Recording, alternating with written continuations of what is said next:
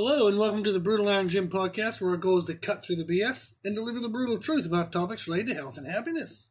So today's topic is trainer education, and the title is Creating Cardio Within Weight Training. So this is a trainer education podcast. We've talked about it before, that this is intended to be an educational resource for personal trainers. However, there should be benefits, and probably hopefully are tons of benefits for people who are not personal trainers. So sometimes the information is specific, like cost programs, like how to set up timing for personal training sessions, which maybe isn't that applicable to general population. But today's topic is one that everyone can benefit from. So I'm going to be talking to everyone as if they're a personal trainer. However, there's a ton of benefit here, hopefully, for everyone included. So the idea of creating cardio within weight training. This discussion came up recently because I was talking with somebody about how they wanted to, they were conflicted on how to achieve all the goals they wanted. So they wanted strength. They wanted muscle manipulation in the sense of if they were eating extra, they wanted to build muscle. If they were in a diet, they wanted to be able to keep the muscle they had but get lean and quote-unquote toned. But they also wanted to have cardio health, and they had read that kind of cardio would come at the risk of muscle. So if they did a lot of, if they just walked on the treadmill for an hour or did like the treadmill for an hour, then it could cost them muscle gain benefits.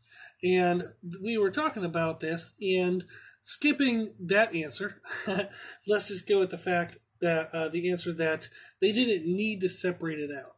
So they didn't need to do an hour or two of treadmill just to get their quote-unquote cardio in, but then do an hour or two of lifting weights to get all the strength and muscle building benefits in.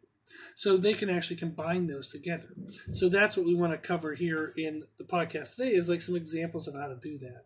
So in regards to, does cardio take away from muscle mass? There is a long-winded answer to that.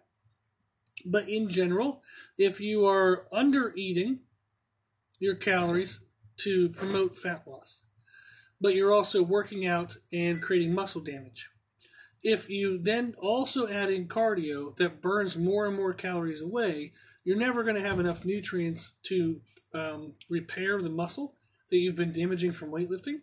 And it actually can cause muscle size to decrease in your body, to have less muscle over time. So we're just going to go with it as a caloric deficit plus weight training plus cardio.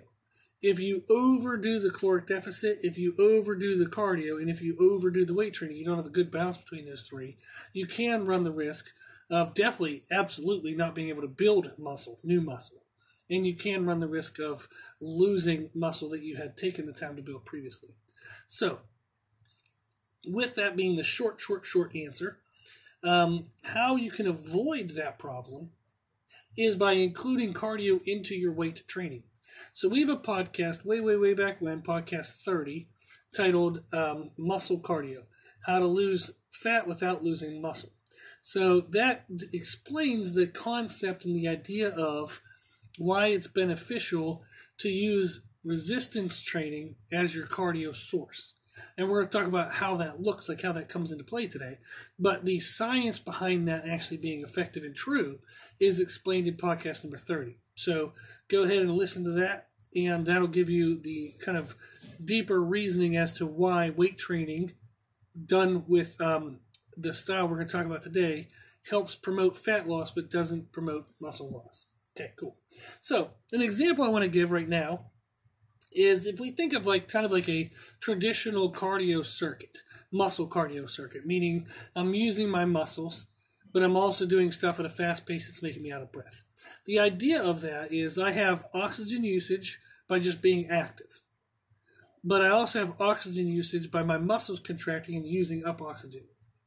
So if I run, say, half a mile, that is going to make me out of breath.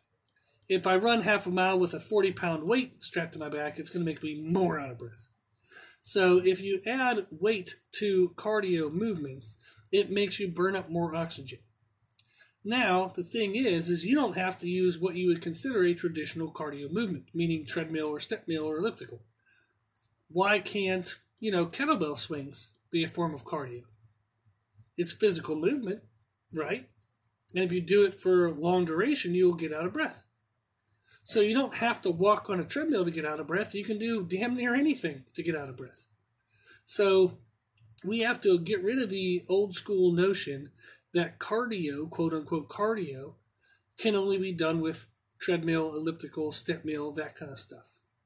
You can do cardio with anything that makes you out of breath, and that includes resistance training. So an example we've used here with clients in our gym is we have a Concept 2 rower in our gym. If you don't know what that is, you can Google it real fast. It's a rower machine that people use most commonly in CrossFit. It's basically you have your feet on these platforms, and you have a sliding seat, and you have a cable thing that you pull. So you push with your feet, you pull with your arms to get this cable moving, and then you repeat that over and over again. It's like rowing a boat, basically. So it's a form of cardio, but it has resistance to it. It has a contractile resistance, meaning you have to contract your muscles against weight. So we do rower, and sometimes we'll do it for a minute or 2 minutes. Then the person gets off the machine, they do kettlebell swings. Maybe they'll do like hip hinge style swings into squatting style swings, but they do kettlebell swings. Then they might get into alternating reverse lunges. So they'll do like maybe a minute of the rower. They'll do 10 kettlebell swings of a hip hinge style into 10 kettlebell swings of a squat style. Then they'll go into 20 alternating reverse lunges, which is 10 per leg. We then take maybe a 30-second to a minute break if the person needs that, and then we go through all that stuff again. We take a 30-second to a minute break, then we go through all that again. So they do the rower into kettlebell swings into lunges. That is a form of cardio. And why? It's because it gets their heart rate up and down. So it's interval cardio. While they're doing the rower, their heart rate is building up. While they're doing the kettlebell swings, then the alternating reverse lunges, the heart rate is staying high. Then we take a small rest and the heart rate starts to go down. But then we go right back to the rower. We spike the heart rate again. We go to the kettlebell swings and go to the alternating lunges, which maintains the heart rate. Then they take a break and their heart rate goes down again. So you go through these peaks and valleys of heart rate, and that's going to be the same as somebody doing high-intensity interval training, HIIT training style cardio, where maybe they'll go really hardcore for a minute or two on the elliptical, then they kind of chill for 30 seconds to a minute. Then they go back to hardcore for a minute or two, then they chill for a little bit. So it's common that people use interval cardio on cardio machines, like treadmill, elliptical, step mill, stuff like that. It's not so common that they do it with weight training. But it's actually just as effective, actually more so effective, and I'll explain more in a second. The conversation I was getting into with a friend was, do you have to do traditional, even weight training style cardio movements? So in the world of muscle cardio, in using muscles as your cardio source, it would be common that people would think to use the rower, kettlebell swings and lunges. Because they're light-weighted things, they're things that get you really out of breath. So people tend to, when they pick muscle cardio movements, they tend to pick light movements. But that doesn't need to be the case. You can actually do muscle cardio with really heavy-ass movements, okay? So you could do that same cycle. Okay, rower, kettlebell swings, and alternating lunges, reverse lunges. And you could, if you wanted to, substitute the rower for a 3 to 5 rep max of squats. Okay? If you set yourself up, you warm up, do it all properly, so you have the right kind of preparation work included. But you do a 3 to 5 rep max on squats, that's going to make you ridiculously out of breath. Then you immediately go into kettlebell swings, you immediately go into lunges, you're going to be way the hell out of breath. Then you're going to take a break. You might need a 2 or 3 minute break because the squats were so demanding. Then you go right back to squats, right back to swings, right back to lunges. That's going to be the same effect as the rower swings and lunges would have been. They both produce heart rate interval increases and valleys, okay, and drops. So the heart rate has to go up, then it comes down, then it goes up, then it comes down. And all of that, okay, is enough activity that it requires an enormous amount of oxygen to complete. So just like intervals on a treadmill, elliptical, step mill, stuff like that require lots of oxygen and they're long enough in duration, you can do the same thing with exercises. So I've helped people get aesthetic pro cards in aesthetic sports. So bikini, figure, fitness, physique, that kind of stuff. And In all of my programming for everyone I've ever helped compete and the ones that got pro cards, we never did more than a 20-minute single session of cardio. Cardio never needed to be longer than 20 minutes.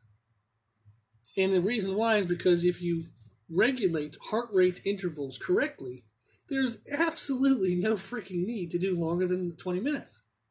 And we maybe sometimes did 20 minutes on elliptical or step mill or treadmill because we already had the maximum amount of muscle damage that they could positively recover from in their training. Maybe we already had that included because we were doing enough shape work, strength work, or muscle cardio. So they were actually doing enough cardio with weights, the way I'm explaining now with these circuits of exercises, that we maybe still needed additional cardio efforts on top of that, but we needed it without the muscle damage. So therefore they would have just done it on basic regular cardio machines that involves no muscle damage. So we maybe have used those machines before, but never for longer than 20 minutes. 99.9999% of the time, okay, and I can tell you pretty much exclusively outside of the last 4 weeks, we very rarely, if ever, do regular cardio. So we, meaning like even steady state or even interval cardio on cardio machines. We almost always maximize our muscle involvement cardio first. Then we would add non-muscle involvement cardio later if we still need more caloric burn. So, spiking the heart rate and then let it lessen down, and then spiking it again and then let it lessen down, that type of heart rate intervals is effective for fat loss. And if you add in the idea of using resistance training, that's why you get so many more benefits, because you can do movements, resistance training movements that involve movement therapy. You can correct movement issues that a person may have. Maybe you need to work on the small glutes to help with knee positioning during squats, or even just hip health and postural health. So you can do movement therapy as the form of exercises you're choosing to use as your muscle cardio. So they're getting cardio, but also movement therapy. You can do it that way. You can include, if you wanted to, you can use muscle damaging movements or muscle shaping movements. So that way they get cardio and the muscle damage they need for growth and or the muscle damage they need for certain shapes, okay, to shape certain muscles. So like, for example, build the upper chest compared to the lower chest, kind of fill out the chest. You can also fill out the lats if somebody needs more upper lats to create more of a V-taper. You can do that with your muscle cardio, so they're getting cardio and that shape change. Why do cardio alone? It's a waste of time. You can also improve somebody's strength while doing muscle cardio. So you can have them do technical work, so they can improve technical strength. You can have them do physical work, so they can do physical strength. You can actually set up the muscle cardio to be very mentally challenging, and you can actually improve mental strength. If you improve technical, physical, or mental strength to strength lifts, the person will get stronger. And you can do all of that while you're also doing cardio. There's no need to separate cardio from these other results, okay? So the more we understand that as trainers, the more we can get more bang for our buck benefits for our clients. We can make our clients heart healthy, okay, blood work healthy, but also get them the aesthetics and or strength things that they want and or movement therapy things that they want. So you can get way more bang for your buck. You get caloric loss, heart rate health, but all of the other benefits as well. And you can use anything that causes the heart rate intervals. That, and whether it's heavy lifting weights, like we said with the idea of the 3 to 5 rep maxes plus other exercises, or it can do lightweighted movements if they're not skilled or if they're brand new to lifting. You can do light stuff like the rower, kettlebell swings, and alternating reverse lunges. So you can do it heavy or light, but you absolutely can do the heart rate intervals with anything. And so it makes sense then to use it with resistance training movements because it's going to get you the most bang for your buck for time spent. Okay? So another example that I've actually done is I did a superset back and forth where I did a 3-rep max on my deadlifts. Okay, so it was about 85-ish%, between 85 to 90% of my deadlift, and probably closer to 85%. And you can even do it lower if you're brand new to this. You can just start at 75% or 80% of your 1-rep max. Okay, so let's just be super safe if you're going to try this, what I'm telling you now. Start at 75% of your deadlift your max, okay? Do 3 reps. Then go to the leg press and do a set of 30 reps. But with a weight so heavy that you need small little mini pauses to get to 30. So maybe you can do 20 to 24 in a row, But you have to extend your legs, breathe a second or two, and then finish out the rest of the reps. So that's called rest pause, is when you do little mini rests within a singular set. So I might do 20 reps, extend my legs, breathe a little bit, do 5 more, extend my legs, breathe a little bit, do 5 more, and that's 30. So you do 3 reps at 75% of your max. You then go do a set of 30 reps on the leg press, knowing that you need at least 1 rest pause to get all the way to 30. Then take a 3-minute break and repeat. Do that for 5 rounds. That's going to kill you, I promise, okay? But you're going to have awesome freaking legs from it. But that's a way to use something really heavy, a 3-rep max. Now, if you find 75% to be too easy after you do all 5 rounds, you can move up and wait. But don't overestimate it and then die on the 3rd or 4th round and not be able to get all the volume in that you need, okay? So you can do it with heavy stuff. You don't always have to use rowers. You don't always have to use sleds. You don't always have to do light-weighted movements if you don't want to. Then, kind of the thing we want to think of next is, well, how much work to rest is correct?